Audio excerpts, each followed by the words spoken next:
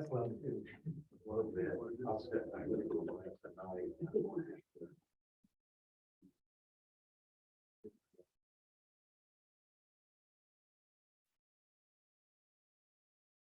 Return this time.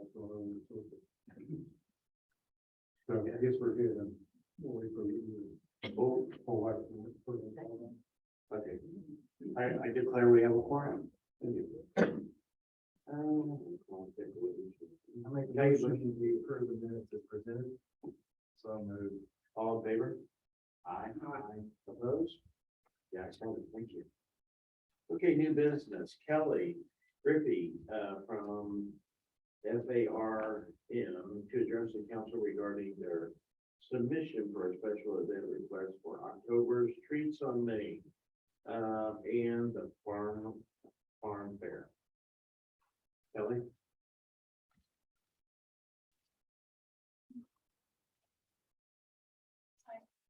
So I'm Kelly Griffey. I'm with the farm, which is the Fortville Area Resource Mission. Last year, we worked with Libby a lot to put on the Treats on Main and the farm fair. This year, we would like to do it again. We had a good feedback that it was successful and had a lot of people come. So this year, we'd like to do it on October 29th, from 10 a.m. to 3. We want to extend it an hour. And then we also would like to close off more of Main Street and get vendors this year to help kind of make it a fundraiser for the farm also. So we'd like to close from Church Street down to Pearl, and then right before you go into the Griffey Bank, so that we can include the wine garage in that area also. So it'd be pretty much the same. We'll have churches, we'll have the community nonprofits from around the booths. They'll be giving out treats or have games. We'll have the bounce house, the little train thing that goes around, hopefully some animals, fire trucks, and then having some vendors. Also adding that this year. And then we want to get businesses more involved and maybe have like pizza for butterflies, things like that. So we're going to help with that part of it. Just an FYI, on the Main Street portion between church and staff, we don't have power to that location, those locations in that mall. Yeah. Basically, we will right now. We have power. Okay. Yeah, I worked with Natalie.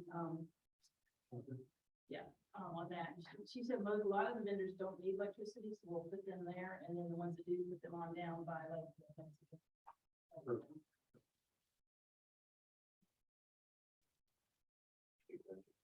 Joe or Pat have any questions or concerns? I don't. It was a good event last year. We handed out more skids and muffins, so it's good.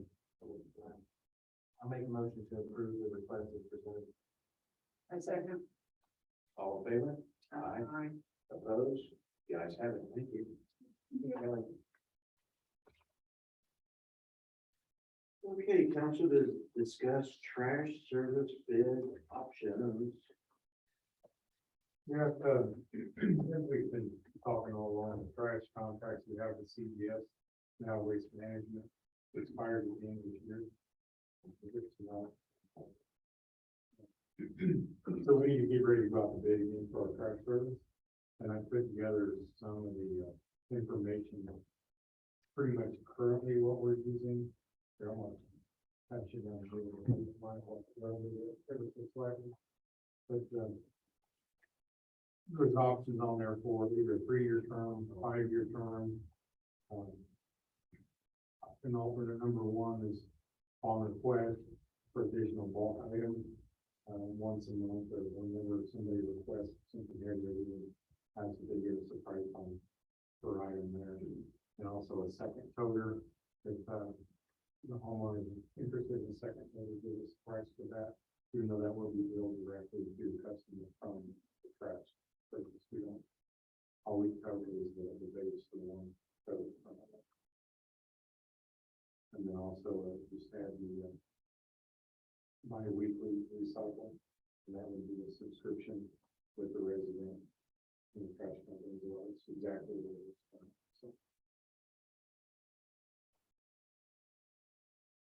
So they build it. They bill directly to the customer for the recycling, and then if they want an additional tote, they bill, and then if they have an additional additional heavy item. We pick up one heavy item from a, and if they have an additional, they can reach out to that company. Make arrangements with that process. But that's currently what we do. I don't know if you guys want to look at any other options. I just put this together because that's, what's worked. I know we had some issues with the recycling drop off that we did last year. Well, the last contract. And we scratched it. So, we're not doing it. So that's the same direction you want to go. Just let me know what it's gonna be. Do you know how many companies you're going to get this from?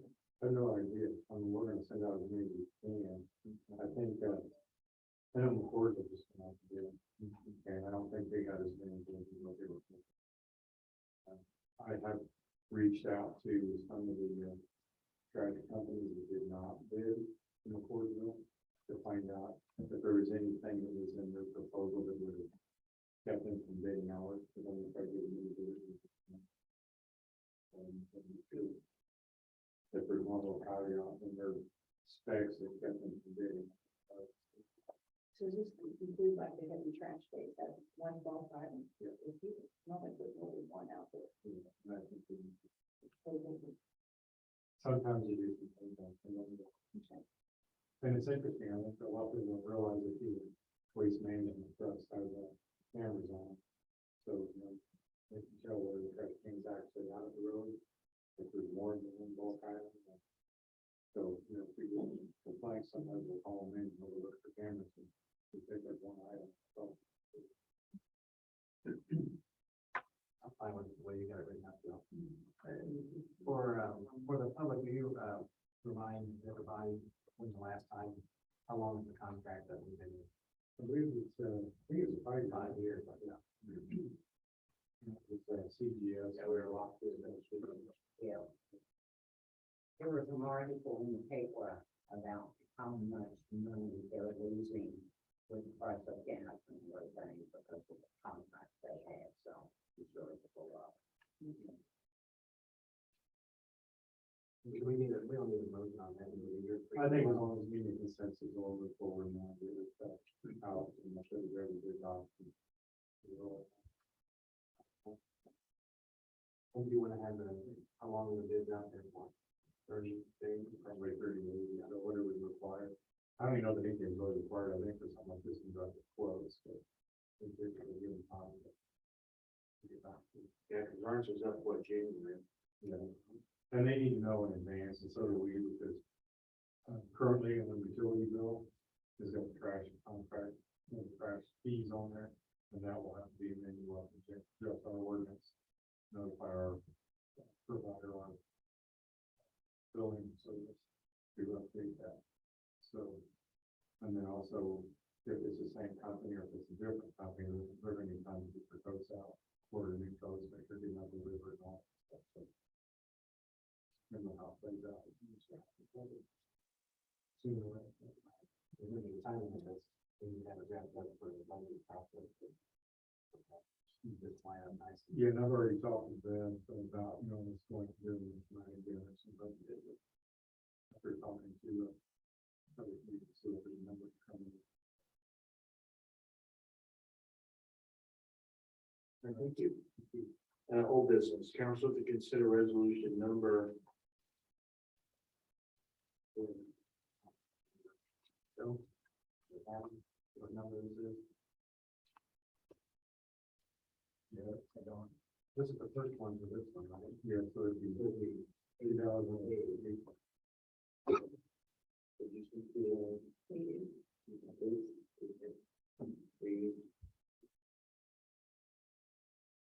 Resolution number 2022-8, a fiscal plan for a voluntary annexation of Caudell-Simmons Vernon Township Cemetery. Go ahead. Good evening. For the record, I'm Adam Zakowski, the town's planning board director.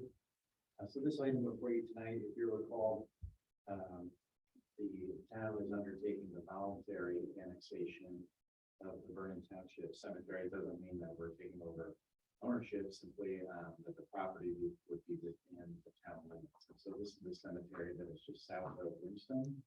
And the whole reason that this started was because Thursday Pool's expansion property was annexed into the town, and so it left basically a 1 acre, 2 acre chunk of land that was comfortably surrounded by town limits. So the township agreed, and they voted on the annexation at their meeting. So this actual item before you tonight is, if you recall, for these annexations, even if they're voluntary, even if they're small, we're still required by law to do a fiscal plan. And so that has been outlined in this resolution. If you have any questions, I'd be more than happy to address those.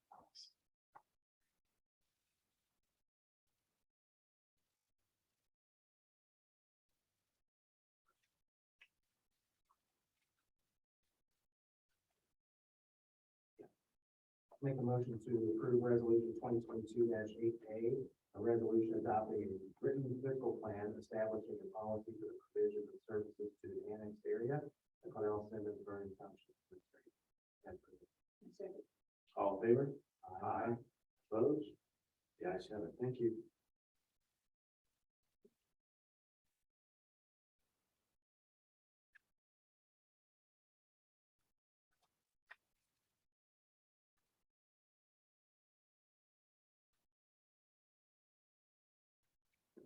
Second thing on the agenda, council to consider adopting an ordinance number 2022-6B, a voluntary annexation of Caudell-Simmons Vernon Township Cemetery. All right, so this is the actual ordinance for that particular item, for the annexation item. If you were inclined to approve it tonight, then we would have the town clerk publish it in the newspaper in accordance with state law, and then after 30 days has passed, I can go ahead and get it recorded with Cameron County, and that's when the property is officially in town. Okay. This is the second reading. I don't have a question. I don't have any questions. I'll make a motion to approve ordinance 2022-6B, an ordinance of the town council of the town of Fortville, Indiana, annexing certain territory to the town of Fortville, Indiana, placing the same within the corporate boundaries thereof, and making the same a part of the town of Fortville. As presented. Second. All in favor? Aye. Aye. Opposed? The ayes have it. Thank you. Alrighty, council to consider resolution 2022 8B. Correct. Really? Greg, you got it. Wow. You're getting the hang of it after 4 years. Fiscal planning for the voluntary annexation of 90 on 68 North 200 West. All right, so this is obviously the identical process that we just went through, except for a different property. This is unrelated to the Cushman Farms PUD that's come up. This particular property owner, McWrights, that live at 9168 200 West, they are looking to connect to the town sewer system, and we are able to annex them because we meet the contiguity requirements, meaning the adjacency to the town limits. So again, the fiscal plan, because we're just dealing with one lot, is pretty basic. And then the zoning on this property would be rural residential. Since that's the closest zoning district that we have to how the property is used today. So with that, if you have any questions, I'd be more than happy to address those as well. Thank you. Any public comment? Make a motion to approve resolution 2022-8B, resolution adopting a written fiscal plan establishing a policy for the provisions of services in the annexed area of 9168 North 200 West. All in favor? Aye. Opposed? The ayes have it. Thank you. Okay, council to consider adopting ordinance number 2022-6C, a voluntary annexation of 9168 North 200 West. Nothing really to add on this one. This would just be the actual ordinance itself, now that you adopted the fiscal plan by resolution.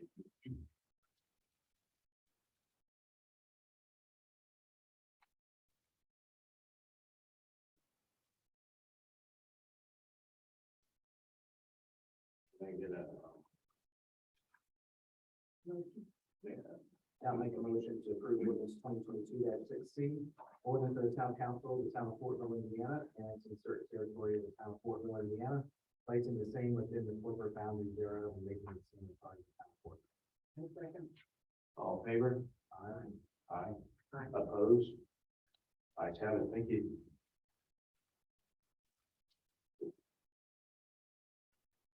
If you don't mind, I would like to, so you mind if we go to public comment? No. Seems like there's a lot of people. You don't mind, Joe? Nope, nope. Seems like there's, people want to come out and make a public comment. I'm gonna bump you guys up if you guys wanna come up here and,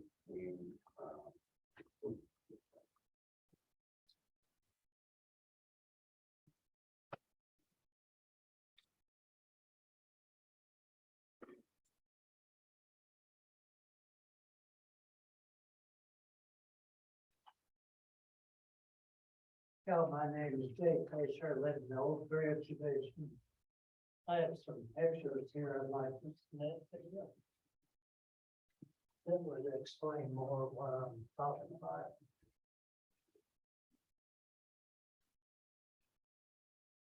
There's a pole barn being built at 533 Spawn Drive. And as you know, Bridge is a residential area. no, that's all right.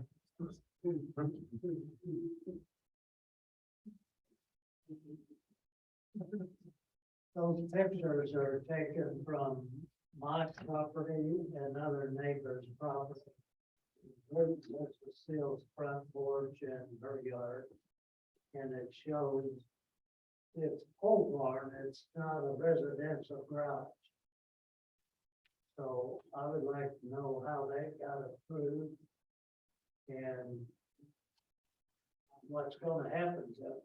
Right. Adam, you want to address, on this or Joe?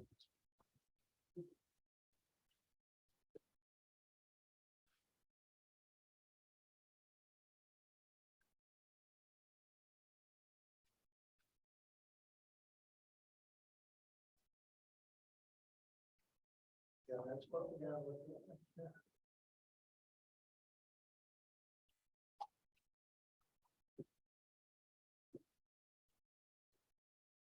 So the pictures appear to be consistent with the permit that was filed and pulled by Mr. Burgess for the garage. The permit stated that it was for an accessory structure for the garage.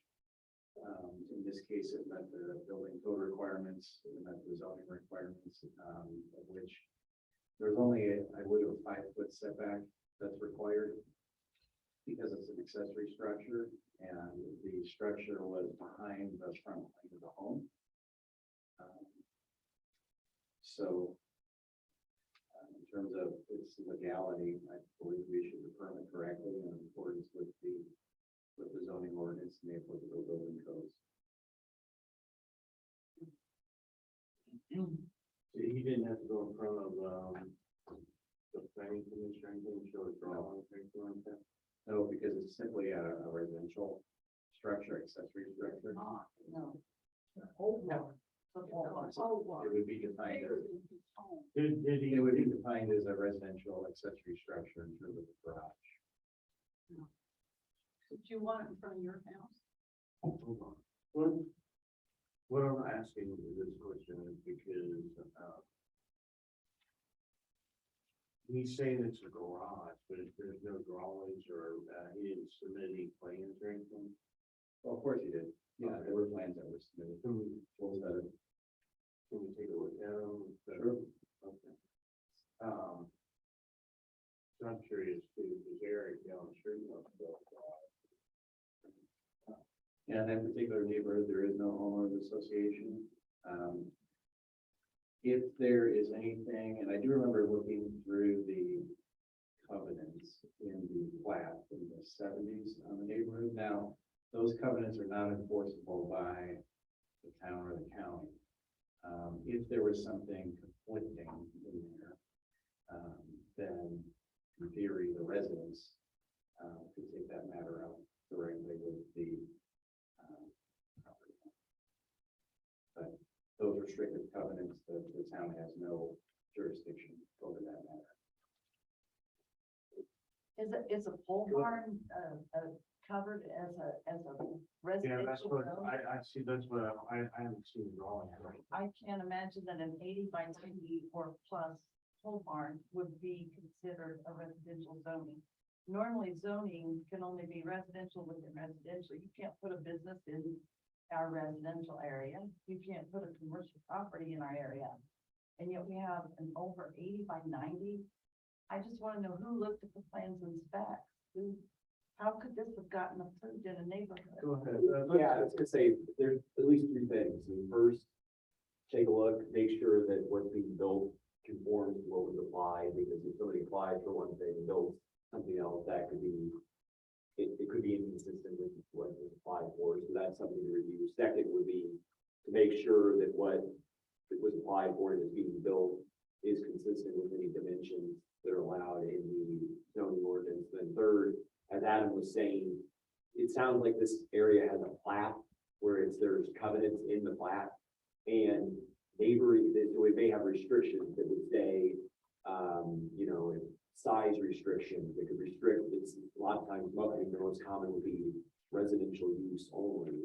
And, what Adam was saying is another property owner in the area that also is on that plat could then challenge that against the other property owner. And, you know, it's outside of cities and towns.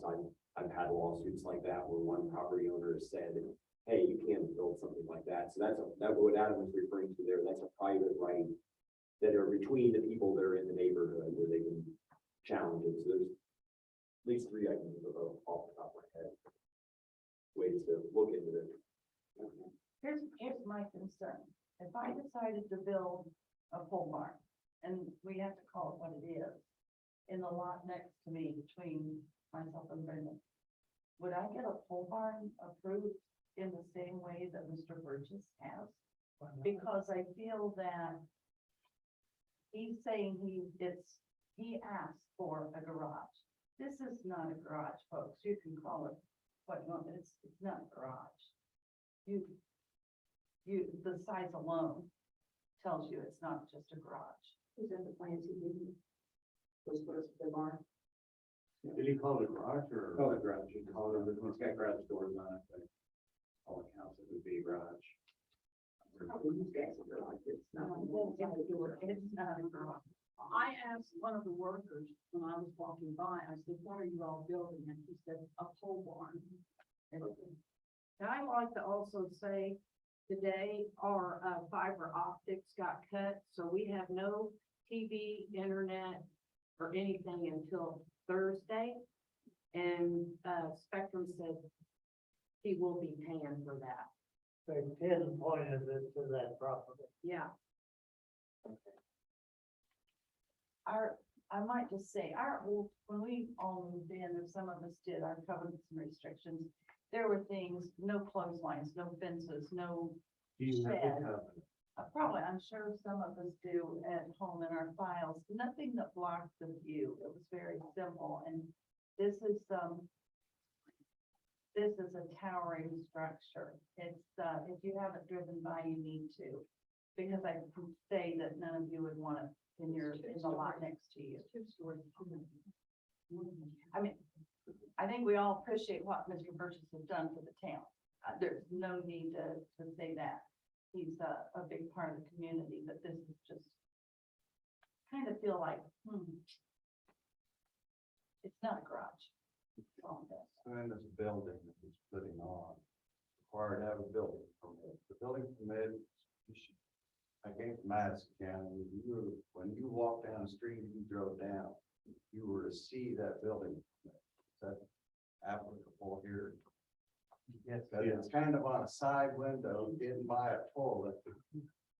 Well, after some people asked questions about when they first started construction, we didn't even see a building. And so that's where it's sitting now. And building permits, the way I understand it, they're good for a year, correct? Because there's other structures in town they've been working on for 5, 6 years. The end of Church Street here in Main Street, I've never seen a building permit at that house.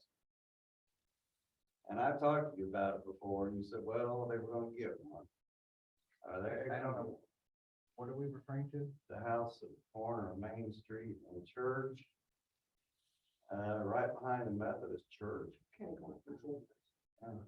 They've got a small backhoe sitting in the front yard. Well, in terms of, what I can say is in terms of a building permit, is that the way the zoning ordinance reads, and this was carried over from Hancock County. When we took over planning and zoning, we never changed this provision. It says that, building permits are good for a year. However, if you complete a rough-in inspection, within, then the permit stays valid at that point. But that permit has to be visible The permit is for when someone's walking down the street or driving down. And it's not. I'd ask somebody to drive by there and see if you can find a permit. I walk this town 5 times. If you would send Jake Burgess an email telling this permit needs to be more visible. Yeah, we can do that. But don't the building, the construction company be equally responsible I'm sorry, what? for building a building like this, that it is not a garage? And that's The what, contractor be, who pulled the permit, the contractor or the Jake? I think the actual permit was pulled by the contractor, as is typical, but obviously they work. So what did he write on the contract? What did he write on the permit? Did he write garage? The I'd have contract- to double check, but yeah, what I can say is we use the term pole barn and garage interchangeably. So the only thing that would be a clear violation is if he was using that building for, say, a business. That would be problematic. it But would, in terms of having, a structure for storage, whether it's vehicles, whether it's material, whatever it may be. Again, from the review, it's determined that it meets the requirements. There was no particular provision by which it did. So, Other than the fact that it said it's for a garage, and it's clearly not a garage, and a garage and a pole barn are not interchangeable. How are they mentioned? well, that's not true. I mean, it's not the point to argue, but what I will tell you is that the term pole barn, garage, they do use them interchangeably. Let me look Again, at it, okay? the question, I'll get back to it. the question of. Look at Lids Builder's website also. It shows what a pole barn is, and that's what they build. Okay. Thanks. So in other words, what what goes in that garage has to be household items like an automobile or a golf cart or anything you would have in your residential garage connected to your house. Is that correct? That would be typical. Yeah, I think in terms of, if there was other material in there, I'd have to see if the zoning, this is the first time that this particular question has come up. I don't know offhand what the definition of storage would be, if we're talking about just household storage or just commercial storage. We haven't gotten into that detail, but in terms of the structure, the size, the location, the design, it met all of the requirements. What is the building made out of? What's going on outside? Wood and metal. And we don't have any, the town doesn't have any standards in this area of town related to the accessory structure, architectural design. In that area, but you have the old town, Fortville. Correct. Except that this is a beautiful neighborhood and every house there is brick.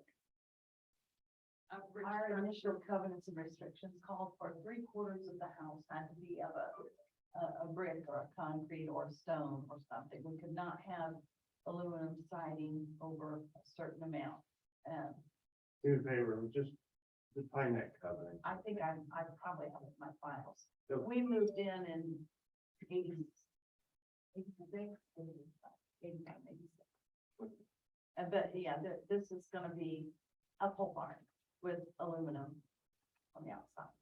And who knows what's gonna go in it for sure, but we all know that Mr. Burgess has commercial vehicles for his business, and I don't know, that's probably a fine line.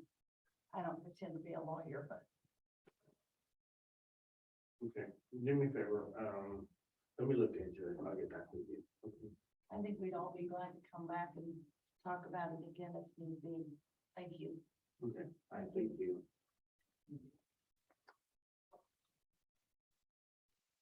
Alrighty, Joe. Is there any other public comment? Oh, any other public comment? I'm sorry. So, thank you for looking at Thank you. everything. The building will be up by then. Yeah, that's what I'm talking about. The building is on my phone. Oh, I'm sorry, go ahead. Yeah, sorry, my name's Kathy Gammons, and are you guys voting on the apartments that are proposed for temporary? Not tonight, we're not. It'll be out. Okay, It'll- not to be rude, but I'm gonna be, because that's what I'm doing. Okay, sorry, thank you.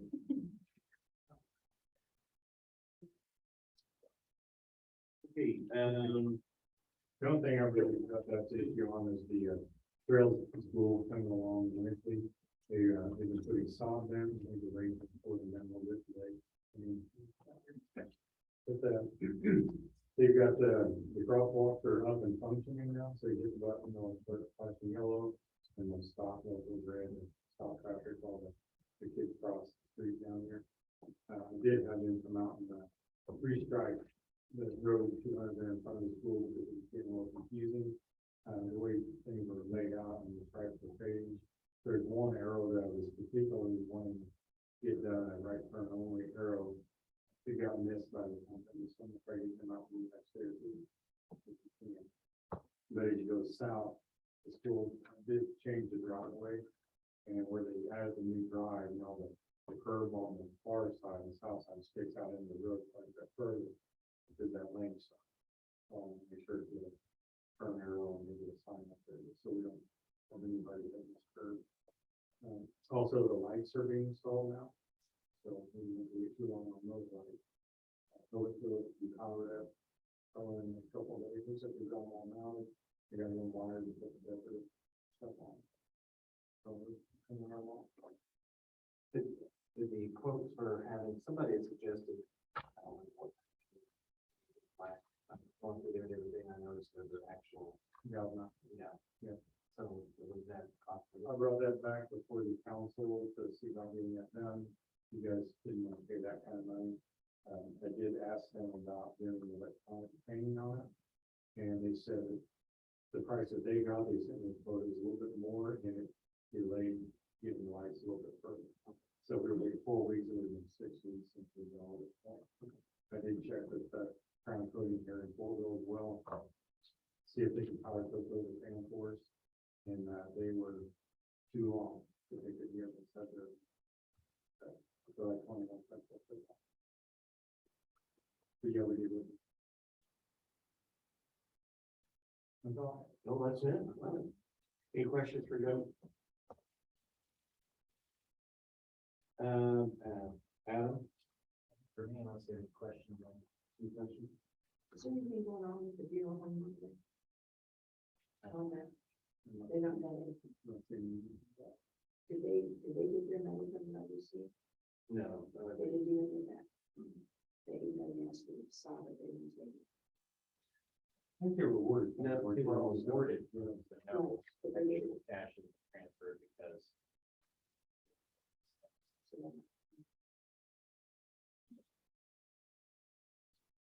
And he came in, it's been much fun. Also, did they not allow, did they take away the public parking, the parking on the, you know anything about that? They They take down signed some- it, We took the signs down because we don't have an agreement with them any longer, but whether anybody parks over there or not, that's. I know, that's gonna be- I was just wondering. if We they- had an agreement with the previous. Right, property. right, this one did not make that offer, the same offer to it. We made the offer, but they had strings to it. Yeah. That's liability. Yeah, I remember, yeah. And then it turned out our insurance company said that they would provide insurance for them, And and nobody- double cover the. Yeah. So that's why they did.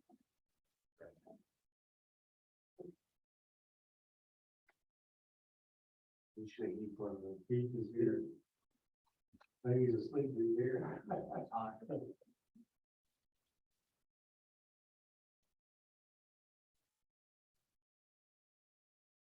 Pete Booth, the Parks Manager for the record, just a few things just to kind of touch base and recap.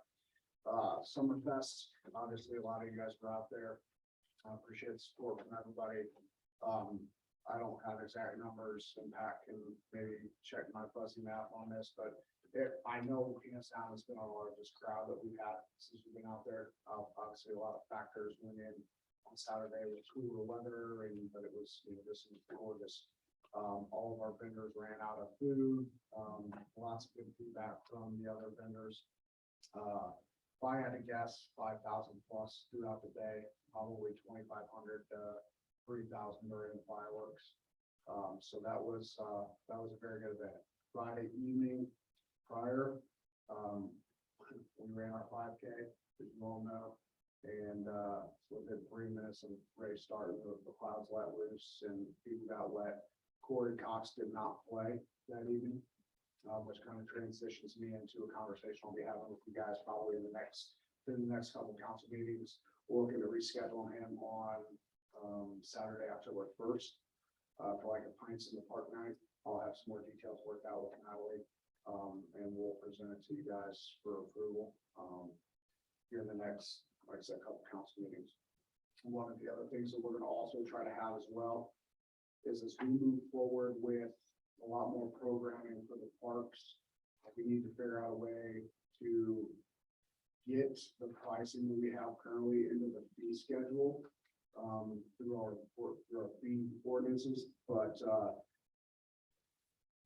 at the very least, I would like to have a conversation and verbally have it on record that you guys know what the pricing that we're going to, for vendors, for electric vendors versus food vendors versus non-electric vendors, that type of thing. That way, if we ever have an issue arise with state board of accounts or anybody asking, it's at least on record through us, and then we'll work on getting in the fee schedule. One of the things we'll need to talk about doing as well, though, is having some kind of verbiage in there. And this is where the town attorneys come in with being able to be a little bit fluid, because sometimes we don't want to have to revisit that fee schedule every month because we want to plan into activities. So maybe it's something written in that, we have the ability to set those prices as long as we have a conversation with you guys prior. So that's pretty much all I've got, other than the fact that the 2 new rooftop units that were put up here, one of them had already went kaputs, blew a fuse and a transformer within the unit. Dean was out here for a warranty today, and they've got that fixed, so all 4 units, or the 2 new units, they're both working again as well. So that's all I've got, unless anybody's got anything for me. Oh, sorry, one more thing. We did have some, if anybody hasn't heard, some vandalism in the park. People driving through and tearing up. They were caught via the cameras and via the plot camera that we have out front. I believe it flagged the officer on duty, and he was able to come over here and check into it. And then obviously there was supporting evidence through the cameras that we've had installed. So we finally got to a point, I think, where we're able to start flipping the script on some of the stuff happening within the park. So thank you. I just want to say one thing. If you get, do you guys ever think about asking for donations when you have these functions for like playground equipment and stuff like that? Because the fireworks would have been a great place for that. Have people asking for, Fiscal Fortville, the park's putting it on now, you guys are paying for it. That would be a good way to get donations for people, and that would go towards the equipment. Yes, unfortunately, we're a little short-handed And so. Well, I think the buckets. setting Well, next year you're in charge. setting up and doing things like that during the events of work hosting and dealing with tricky, but with that being said, Tanya, Candy's Closet has asked us to be a vendor for Candy's Cause. I'm actually going to, we have our food license now, our food handler's license, and our health department permits as a parks department. So we're doing concessions, we're going to be doing, I'm going to be doing Philly cheesesteaks, for Candy's Cause, so come buy some. We'll have a table and tent set up there as well. So yes, we will use some of those opportunities to be able to do things like that outside of our functions. If we can get our core with the volunteers up a little bit, we should be sitting pretty good. I keep getting a lot of these, there's a lot of things that keep popping in my head now about updates. We can just put it out there, you're quite fine. Well, and not only with that, there's a lot of people, so for example, the really steep hill right here leading down to the dog park, it's kind of a pain in the butt to maintain. I had a conversation with a lady who do extension, met with another master gardener yesterday. We're looking at getting a lot of it paid for, if not all of it paid for, and help from local master gardeners. To be able to make a pollinator garden on the side of that hill, so we don't have to maintain it or mow it. And obviously it will provide pollinator habitat. It's the same conversation we're having possibly with the 12 plus acres out at Mount Vernon North, if that gets turned over to the town. So while we're not specifically asking for donations right now, we've been very active in trying to network and utilize grant funding and other opportunities to be able to do those kind of things as well. So Yeah, I got online and looked at playground equipment, I was quite shocked. at the cost of, Yeah. oh, yes, Yeah. yes. That's why I wasn't a big fan of the slide. Cause I thought, my goodness, but after I got on there, I saw, what some of that stuff is. Yeah. And for the smallest little system, Yes. we probably should try to fix maybe what we got out there too. Well, and that is next on the to-do list as far as this is the time of year. Myself, when I'm working my budget, we get through kind of our working budget time through June, July, August. And usually by about October, I sit down with Missy and or Beth or whomever and figure out what our rest of the year budget looks like. And if there's money in the budget, we will absolutely be looking at doing something. My next goal would be playground equipment closest to the slides over there. The slides look great and the rest of that playground equipment does not. And so I want to kind of start transitioning some of that stuff over here as well. So. To be clear too, you guys made enough money off of that event to cover the cost of fireworks. I mean, it was already built in our budget, hypothetically, yes. We've got, this Corey Cox event that will take up a little bit, and then we've got Winterfest as well that will have to come out of that same budget, but, relatively speaking, yes, we may cover the cost. Yeah, it covered the cost of everything from bands to,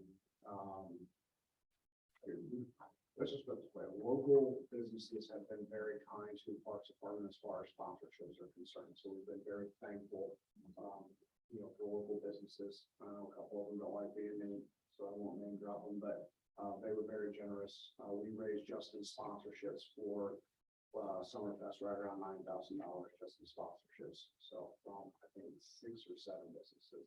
That was a pretty good job. So. That's all I've got. Okay, thank you. Thank you. This is right here, Chief. I don't have anything unless you have questions for me. Only comment I have is I actually spoke with Beth this evening. She's, planning to have a conversation with DOTF tomorrow for Wednesday. Okay, she and I are on Wednesday. From the 22 to the 12 hours. I still working on it. I called that right, but I didn't know I had forgotten. So that's, I think, still with the and current, DOTF are, they go back for the past. We want to, the question. Thank you. Next week, I know it's. No, I'm just saying, it's the 9th. Wednesday, the 10th, 6 o'clock. Here. And, okay, thank you.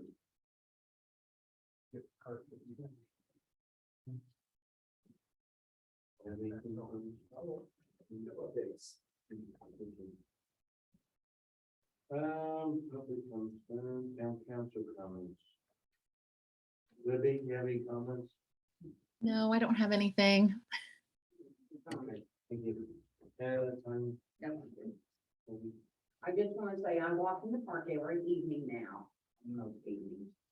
And I was thrilled to see the weeds have been cut down around the creek, makes such a big difference. I've already seen a man and his two little sons over there looking down in. Was glad to see this difference was. Okay. But that park is huge. I mean, every night when I see them, sometimes I don't walk till 8 or 8:30, there's people at basketball courts, there's people at the tennis courts, the dog park. I am amazed, people love that thing.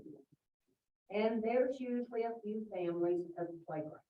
I have gotten a few complaints from the families at the playground that there's not enough play equipment out there for the little kids, so we do need playground equipment.